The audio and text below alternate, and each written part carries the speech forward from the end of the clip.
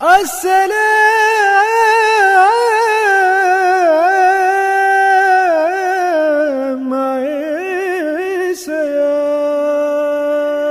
باللہ من الشیطان الرجیم، بسم اللہ الرحمن الرحیم۔ تمام تعریفیں اس پاک پروردگار کے لیے کہ جو تمام جہانوں کا پالنے والا ہے، اور لاکھوں کروڑوں درود و سلام آن حضرت صلی اللہ علیہ وآلہ وسلم اور ان کی آل پر۔ سامعین گرامی، میں آپ کا میزبان سلیم گیلانی رمضان المبارک کا خصوصی پروگرام قصص الانبیاء علیہ السلام لے کر حاضر خدمت ہوں۔ السلام علیکم اور السلام علیکم پاکستان۔ پروگرام قصص الانبیاء علیہ السلام میں آپ قصہ حضرت یوسف علیہ السلام سننے کی سعادت عظیم حاصل کر رہے ہیں، اور اس سلسلے کا آج دوسرا پروگرام پیش خدمت ہے۔ کل کے پروگرام میں ذکر تھا کہ جب حضرت یوسف علیہ السلام کو زندان میں قید کر دیا گیا ہے، اور ان کے ساتھ دو نوجوان قیدی اور بھی موجود ہیں، اور ان میں سے ایک شاہی ساقی تھا اور دوسرا شاہی باورچی خانے کا دروغہ۔ اس سے آگے کے واقعات قصہ حضرت یوسف علیہ السلام میں آج کے پروگرام میں سننے کی سعادت حاصل کریں گے۔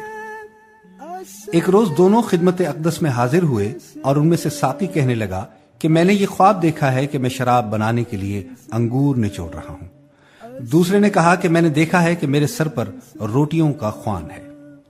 اور اسے پرندے کھا رہے ہیں۔ حضرت یوسف علیہ السلام نبی زادہ تھے۔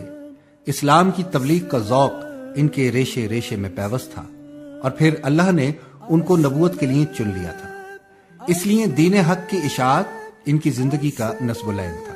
گو قید میں تھے، مگر مقصد حیات کو کیسے بھول سکتے تھے؟ اور اگرچہ مصیبت و محن میں تھے، مگر الہ کلمت اللہ کو فراموش کر دے،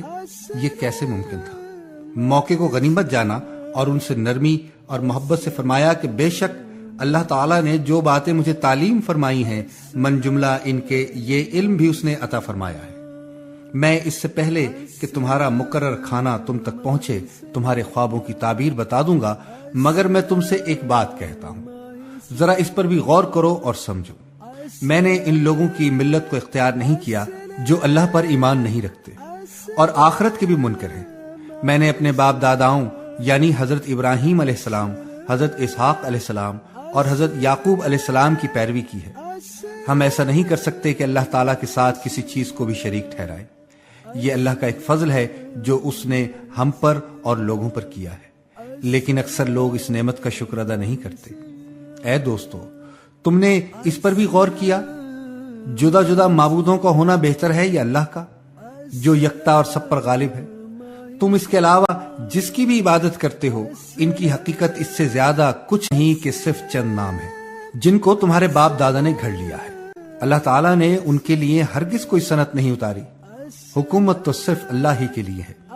اس نے یہ حکم دیا ہے کہ اس کے سوائے کسی کی عبادت نہ کرو، یہی سیدھا دین ہے، مگر اکثر لوگ نہیں جانتے۔ رشد و ہدایت کے اس پیغام کے بعد حضرت یوسف علیہ السلام ان کے خوابوں کی تعبیر کی جانب متوجہ ہوئے اور فرمانے لگے، دوستو، جس نے یہ دیکھا ہے کہ وہ انگور نچوڑ رہا ہے، وہ پھر آزاد ہو کر بادشاہ کا بطور ساقی خدمت انجام دے گا، اور جس نے روٹیوں والا خواب دیکھا ہے اس کو سولی دی جائے گی اور پرندے اس کے سر کو نوچ نوچ کر کھائیں گے۔ جن باتوں کے بارے میں تم نے سوال کیا تھا وہ فصیل ہو چکی ہیں، اور فیصلہ یہی ہے۔ کہا جاتا ہے کہ ساقی اور دروغہ باورچی خانے پر یہ الزام تھا کہ انہوں نے بادشاہ کے کھانے پینے کی چیزوں میں زہر ملایا تھا۔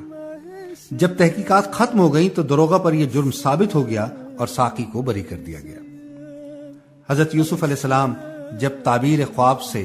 فارغ ہو گئے تو ساقی سے یہ سمجھ کر کہ وہ نجات پا جائے گا فرمانے لگے کہ اپنے بادشاہ سے میرا ذکر کرنا۔ سامنے گرامی، ساقی جب رہا ہو گیا تو اس کو اپنی مصروفیت اور مشغولیتوں میں کچھ بھی یاد نہیں رہا کہ زندان میں اس نے حضرت یوسف علیہ السلام سے کیا وعدہ کیا تھا، اور شیطان نے اس کے دماغ سے یہ سب کچھ بھلا دیا، اور اس طرح چند سال تک حضرت یوسف علیہ السلام کو قید خانے ہی میں رہنا پڑا۔ مصائب اور ضرورت کے موقع پر انسان کا انسانوں سے مدد لینا اور استناد طلب کرنا حق کوشی اور خدا پرستی کے خلاف نہیں ہے۔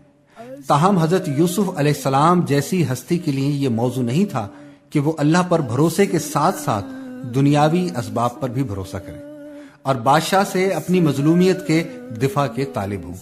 اس لیے اللہ رب العزت نے یہ فیصلہ ٹھہرا دیا کہ ان کو ابھی چند سال اور قید خانے میں گزارنے ہوں گے، اور ساقی کو شیطان نے ایسا بھلایا کہ وہ حضرت یوسف علیہ السلام کا کچھ بھی ذکر نہ کر سکا۔ حضرت یوسف علیہ السلام ابھی زندان ہی میں تھے کہ وقت کے بادشاہ نے ایک خواب دیکھا کہ 7 موٹی گائیں ہیں اور 7 دبلی گائیں ہیں، اور دبلی گائیں موٹی گایوں کو نگل گئیں، اور 7 سرسبز و شاداب بالی ہیں اور 7 خشک اور خشک بالیوں نے سرسبز کو کھا لیا ہے۔ بادشاہ صبح اٹھا تو پریشان خاطر تھا اور اس عجیب و غریب خواب سے حیران۔ فوراً دربار کے مشیروں سے اپنا خواب کہا اور خواب کی تعبیر چاہی۔ درباری بھی اس کو سن کر فکر و تردد میں پڑ گئے، اور جب حل نہ کر سکے تو اپنی درماندگی اور بیچارگی کو چھپانے کے لیے کہنے لگے، بادشاہ سلامت، یہ خواب نہیں ہے، بلکہ کچھ پریشان خیالات ہیں کہ جن کا کوئی خاص مطلب نہیں ہے۔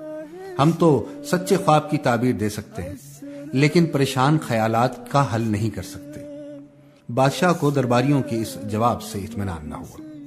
اسی اثنا میں ساقی کو اپنا خواب اور حضرت یوسف علیہ السلام کی تعبیر کا واقعہ یاد آ گیا۔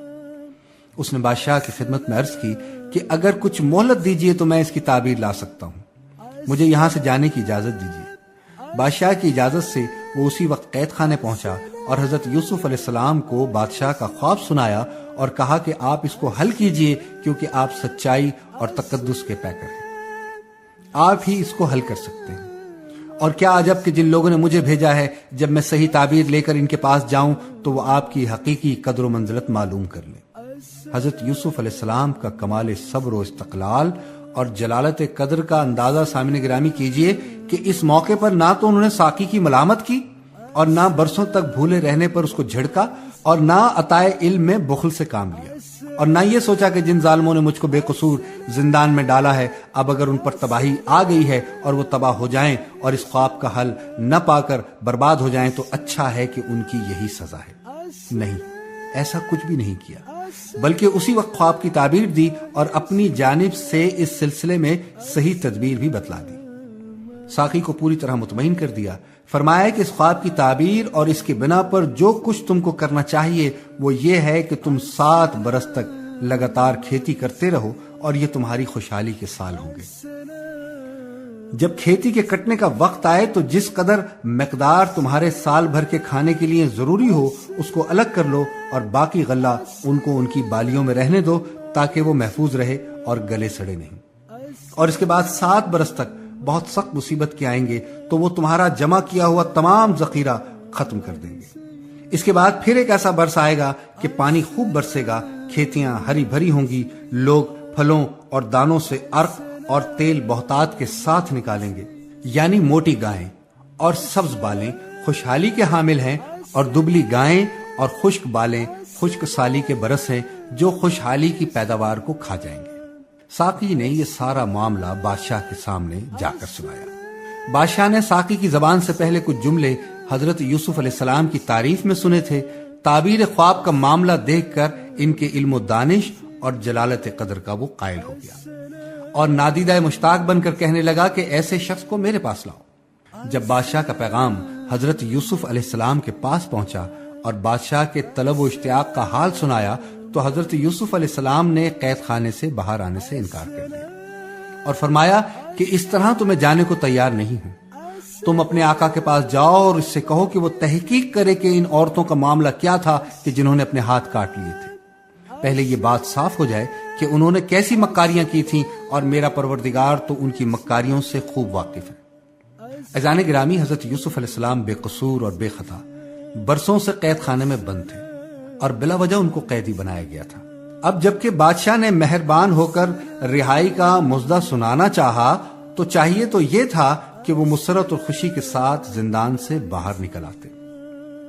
مگر انہوں نے ایسا نہیں کیا اور گزشتہ معاملے کی تحقیق کا مطالبہ کر دیا، اور اس کی وجہ یہ ہے کہ حضرت یوسف علیہ السلام خانوادہ نبوت سے ہیں اور خود بھی برگزیدہ نبی اور پیغمبر ہیں، اس لیے غیرت و حمیت اور عزت نفس کے بدرجہ اتم مالک ہیں۔ انہوں نے سوچا کہ اگر بادشاہ کی اس مہربانی پر میں رہا ہو گیا تو یہ بادشاہ کا رحم و کرم سمجھا جائے گا اور میرا بے قصور اور صاحب عصمت ہونا پردہ خفا میں رہ جائے گا۔ اس طرح نہ صرف عزت نفسی کو ٹھیس نہیں لگے گی بلکہ دعوت و تبلیغ کے اس اہم مقصد کو بھی نقصان پہنچے گا کہ جو میری زندگی کا نصب العین ہے۔ بس اب بہترین وقت ہے کہ معاملے کی اصل صورتحال سامنے آ جائے اور حق ظاہر اور واضح ہو جائے۔ عزیزان گرامی، اس جگہ یہ بات بھی قابل توجہ ہے کہ اگرچہ حضرت یوسف علیہ السلام کا معاملہ براہ راست عزیز کی بیوی کے ساتھ پیش آیا تھا، مگر حضرت یوسف علیہ السلام نے اس کا ذکر نہیں کیا، بلکہ ان مصری عورتوں کا حوالہ دیا کہ جنہوں نے اپنے ہاتھ کاٹ لیے تھے۔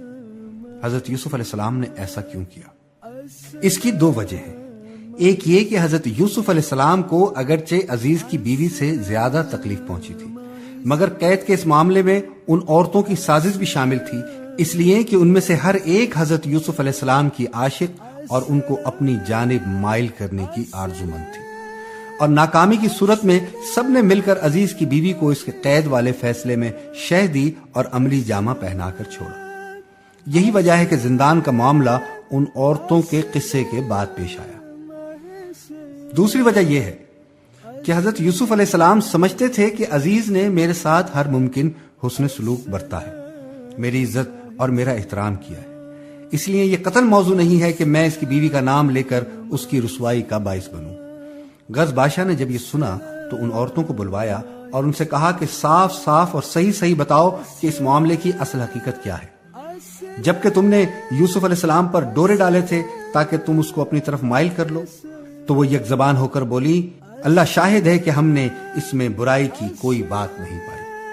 مجمع میں عزیز کی بیوی بھی موجود تھی، اور اب وہ عشق و محبت کی بھٹی میں خام نہیں تھی بلکہ کندن بن چکی تھی، اور ذلت و رسوائی کے خوف سے آگے نکل چکی تھی۔ اس نے جب دیکھا کہ حضرت یوسف علیہ السلام کی خواہش اب یہ ہے کہ حقیقت حال سامنے آ جائے، تو بے اختیار بول اٹھی، جو حقیقت تھی وہ اب ظاہر ہو گئی۔ کہتی ہے کہ ہاں، وہ میں ہی تھی جس نے حضرت یوسف علیہ السلام پر ڈورے ڈالے کہ اپنا دل ہار بیٹھے۔ بلا شبہ وہ اپنے بیان میں بالکل سچا ہے، اور یہ میں نے اس لیے کہا کہ اس حضرت یوسف علیہ السلام کو معلوم ہو جائے کہ میں نے اس کے پیٹھ پیچھے اس کے معاملے میں خیانت نہیں کی، نیز یہ بھی واضح ہو جائے کہ اللہ خیانت کرنے والوں کی تدبیروں پر کبھی کامیابی کی راہ نہیں کھولتا۔ میں اپنے نفس کی پاکی کا دعویٰ نہیں کرتی، آدمی کا نفس تو برائیوں کے لیے بڑا ہی ابھارنے والا ہے، مگر ہاں اس حال میں کہ میرا پروردگار رحم کرنے والا ہے۔ حضرت یوسف علیہ السلام نے چونکہ اپنی عصمت نفس کا اس موقع پر زبردست مظاہرہ کیا تھا، ایک تو جلیل القدر نبی اور مقرب بارگاہ الہی ہونے کی وجہ سے یہ ظاہر کر دینا بھی ضروری تھا کہ میری پاک بازی اور عظمت کا یہ معاملہ میرے اپنے نفس کی بدولت نہیں ہے، کیونکہ نفس انسانی تو اکثر برائی پر ابھارتا ہے، بلکہ یہ محض اللہ کی رحمت اور عنایت کا صدقہ ہے، اور یہی رحمت اور عظمت انبیاء کی کفیل ہے۔ بہرحال وقت آ پہنچا کہ حضرت یوسف علیہ السلام کی عصمت و پاک بازی اور صداقت و طہارت کا معاملہ تہمت لگانے والوں کی زبان ہی سے واضح ہو جائے۔ چنانچہ واضح اور ظاہر ہو گیا، اور شاہی دربار میں مجرموں نے اعتراف جرم کر کے یہ بتا دیا کہ حضرت یوسف علیہ السلام کا دامن ہر قسم کی آلودگیوں سے پاک ہے۔ حضرت یوسف علیہ السلام اللہ کے سچے پیغمبر اور معصوم نبی تھے، اس لیے ان کا دامن ہر قسم کی آلائشوں سے پاک اور صاف تھا، اور ان کی مقدس زندگی کا ایک لمحہ بھی کسی آلودگی سے ملوث نہیں ہوا تھا۔ اس لیے اللہ تعالیٰ کی کرشمہ سازی دیکھیے کہ حضرت یوسف علیہ السلام کے واقعے سے متعلق جس قدر بھی شخصیتیں تھیں، ان سب کی زبانی ان کی طہارت نفس کا اعتراف کرایا۔ ان میں سب سے پہلے عزیز کی بیوی کا رشتہ دار سامنے آتا ہے، اور پیرہن یوسف علیہ السلام کے چاک ہونے کا عاقلانہ فیصلہ دے کر یوسف علیہ السلام کی پاکی کا اظہار کرتا ہے اور عورت کو مجرم ٹھہراتا ہے،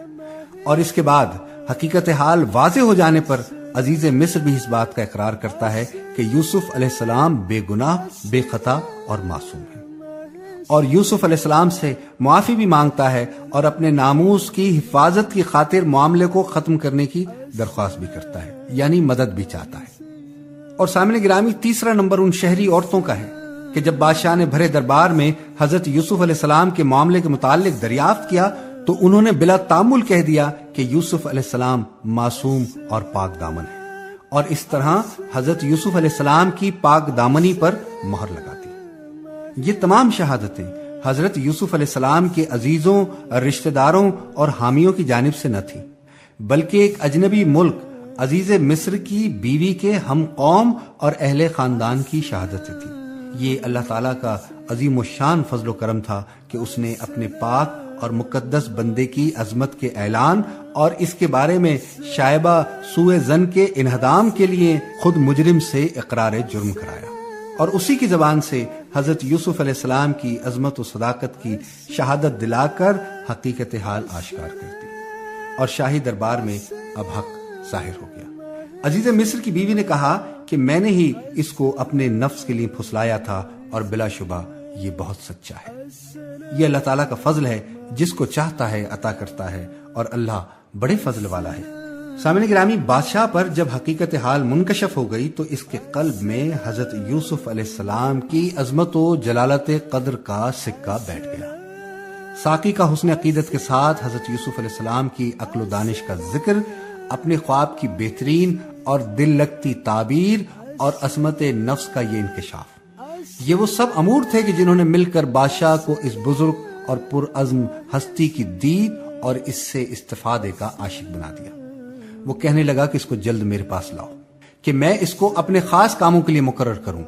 حضرت یوسف علیہ السلام اب بائیں رانائی و دلبری، بائیں عظمت و پاک بازی اور بائیں عقل و دانش جیل خانے سے نکل کر بادشاہ کے دربار میں تشریف لائے۔ بات چیت ہوئی تو بادشاہ حیران رہ گیا کہ اب تک جس کی راست بازی، امانت داری اور وفائے عہد کا جو کچھ تجربہ کیا تھا، وہ عقل و دانش اور حکمت و فطانت میں بھی آپ اپنی نظیر ہیں۔ اور وہ مسرت کے ساتھ کہنے لگا، بلا شبہ آج کے دن تو ہماری نگاہوں میں بڑا صاحب اقتدار اور امانت دار ہے۔ پھر ان سے دریافت کیا کہ میرے خواب میں جس قحط سالی کا ذکر ہے، اس کے متعلق تو بتا کہ مجھے کیا تدبیر کرنی چاہیے۔ حضرت یوسف علیہ السلام نے کہا کہ اپنی مملکت کے خزانوں پر آپ مجھے مختار کیجیے، میں حفاظت کر سکتا ہوں اور میں اس کام کا جاننے والا ہوں۔ چنانچہ بادشاہ نے ایسا ہی کیا اور حضرت یوسف علیہ السلام کو اپنی تمام مملکت کا امین اور کفیل بنا دیا، اور شاہی خزانوں کی کنجیاں ان کے حوالے کر کے مختار عام کا اعلان کر دیا۔ یہ تعبیر بادشاہ اور اس کے سب نوکروں کی نظر میں اچھی معلوم ہوئی۔ بادشاہ نے اپنے نوکروں کو کہا کہ کیا ہم اس جیسا مرد کہ جس میں اللہ کی روح ہو پا سکتے ہیں؟ بادشاہ نے حضرت یوسف علیہ السلام سے کہا کہ اللہ نے تجھ میں ہم سب سے زیادہ بینائی دی ہے،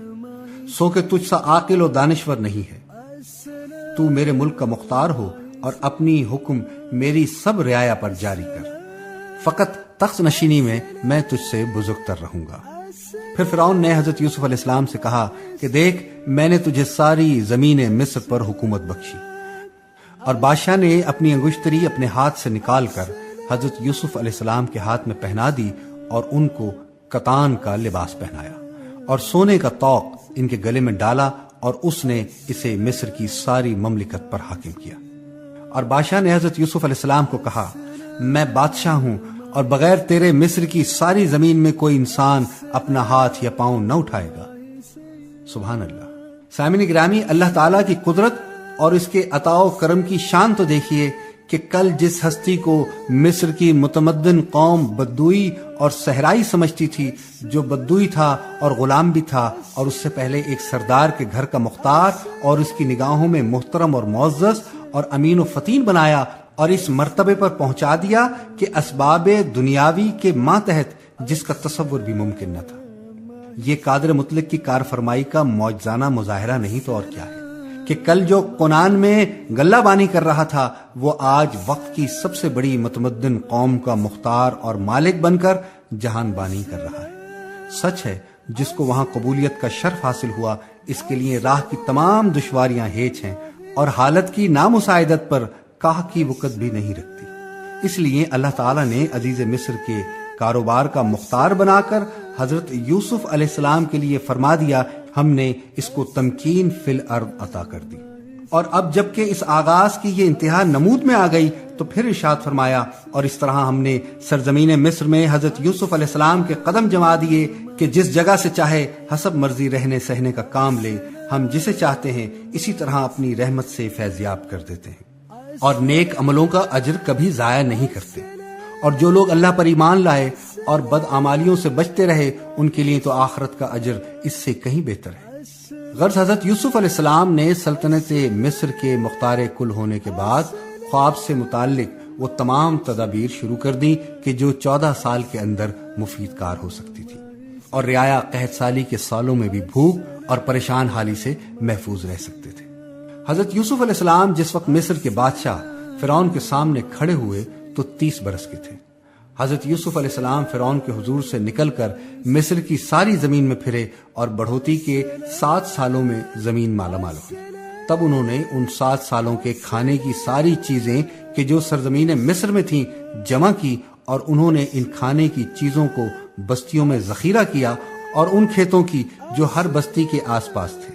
کھانے کی چیزیں اس بستی میں رکھی اور حضرت یوسف علیہ السلام نے بہت بڑی تعداد میں کثرت سے غلہ جمع کیا جیسے دریائی ریت ہوتی ہے، کیونکہ وہ بے حساب تھا۔ اور 7 برس خوشحالی کے جو سرزمین مصر میں تھے تمام ہوئے، اور گرانی کے 7 سال جیسا کہ حضرت یوسف علیہ السلام نے کہا تھا آنے شروع ہو گئے۔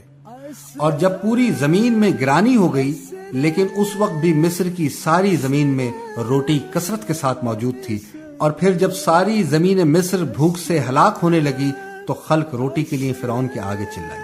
فرعون نے سب مصریوں کو کہا کہ حضرت یوسف علیہ السلام کے پاس جاؤ، وہ جو تمہیں کہے سو کرو۔ اور حضرت یوسف علیہ السلام نے ذخیرے کے کھتے کھول کر مصریوں کے ہاتھ بیچے۔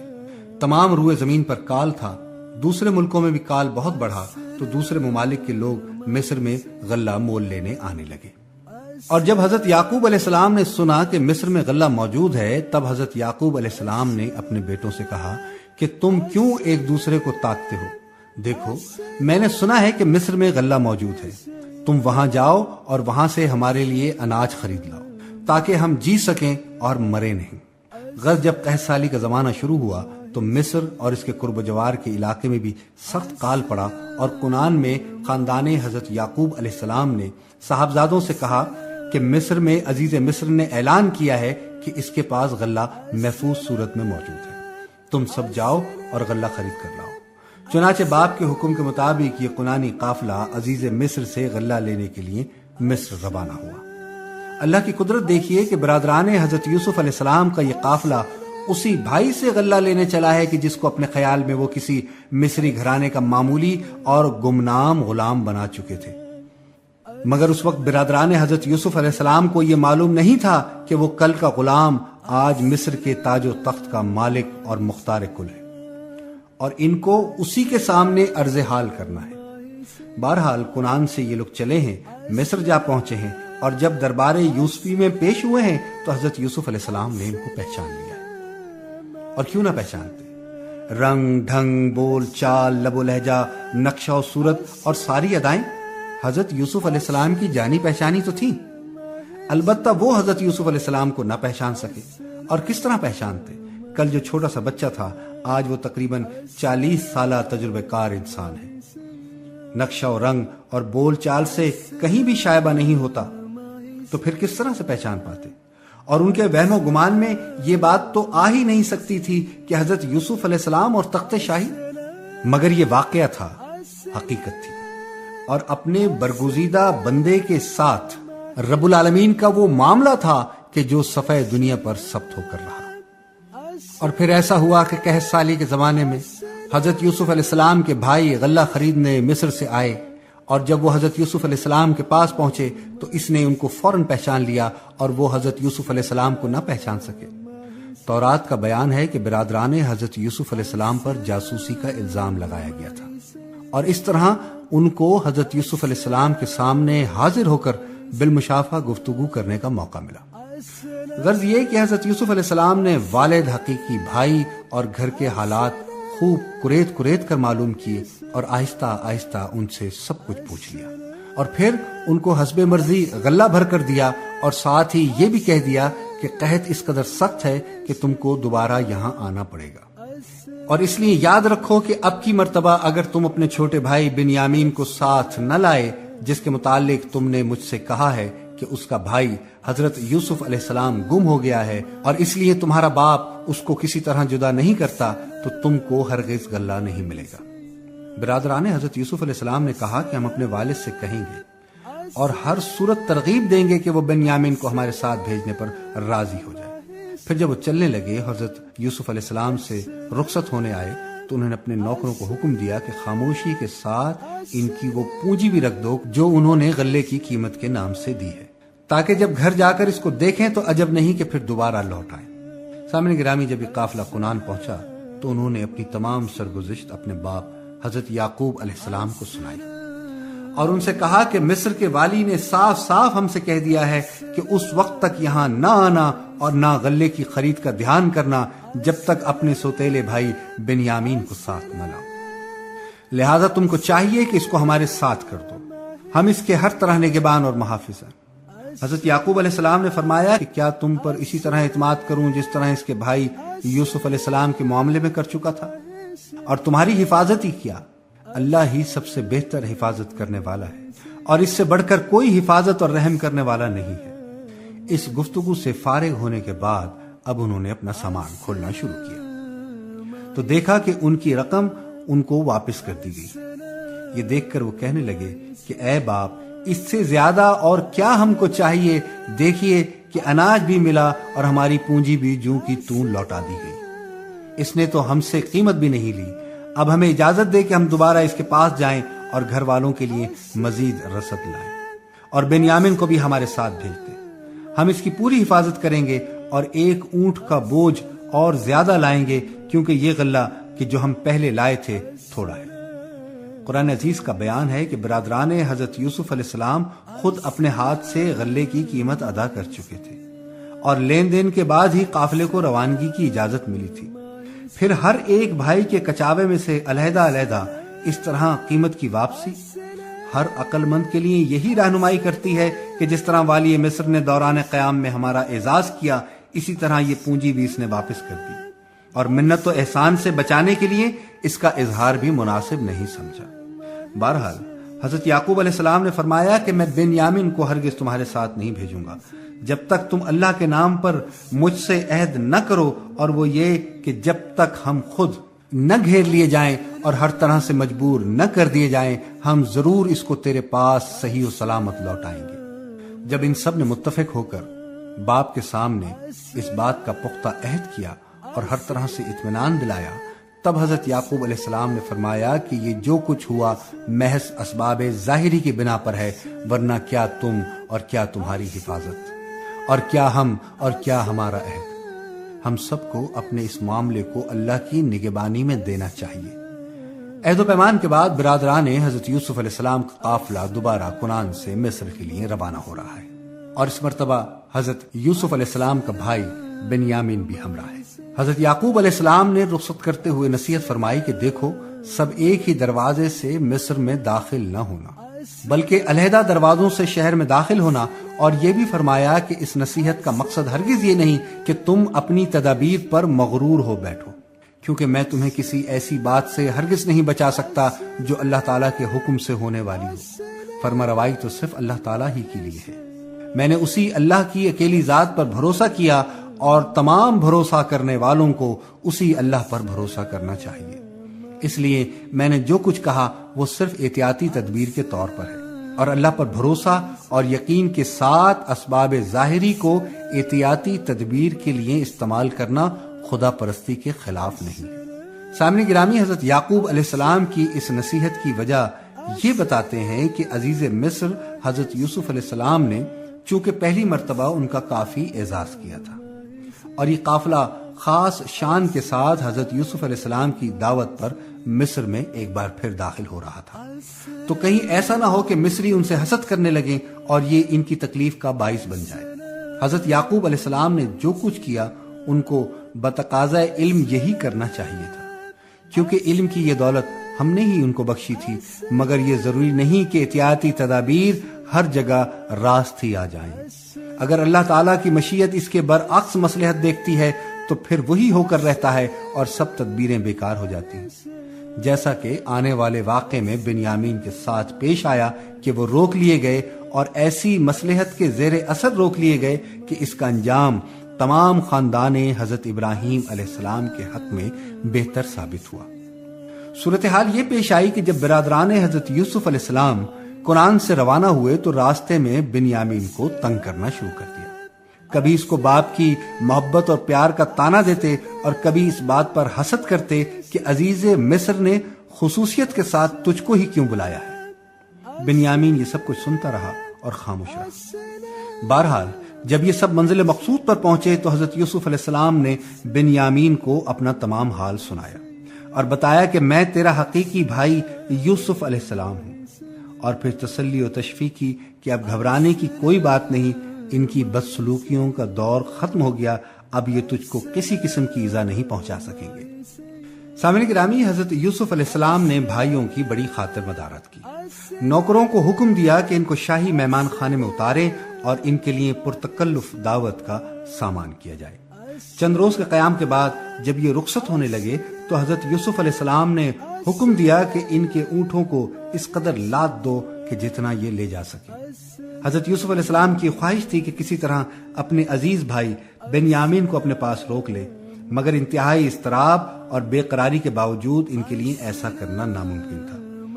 اس لیے کہ حکومت مصر کے قانون میں کسی غیر مصری کو بغیر کسی معقول وجہ کے روک لینا سخت ممنوع تھا، اور حضرت یوسف علیہ السلام یہ کسی طرح نہیں چاہتے تھے کہ اس وقت لوگوں پر یا ان کے بھائیوں پر اصل حقیقت منکشف ہو۔ اسی وجہ سے خاموش رہے، اور جب قافلہ روانہ ہونے لگا تو کسی کو اطلاع کیے بغیر نشانی کے طور پر اپنا چاندی کا پیالہ بنیامین کے کچابے میں رکھ دیا۔ کنان کے اس قافلے نے ابھی تھوڑی دیر ہی مسافت طے کی ہوگی کہ حضرت یوسف علیہ السلام کے کارندوں نے شاہی برتنوں کی دیکھ بھال کی تو اس میں سے پیالہ کم پایا۔ سمجھے کہ شاہی محل میں کنانیوں کے سوا کوئی دوسرا نہیں آیا تھا، اسی لیے انہوں نے ہی یہ چوری کی ہوگی۔ فوراً دوڑے اور چلائے، قافلے والو ٹھہرو، تم چور ہو۔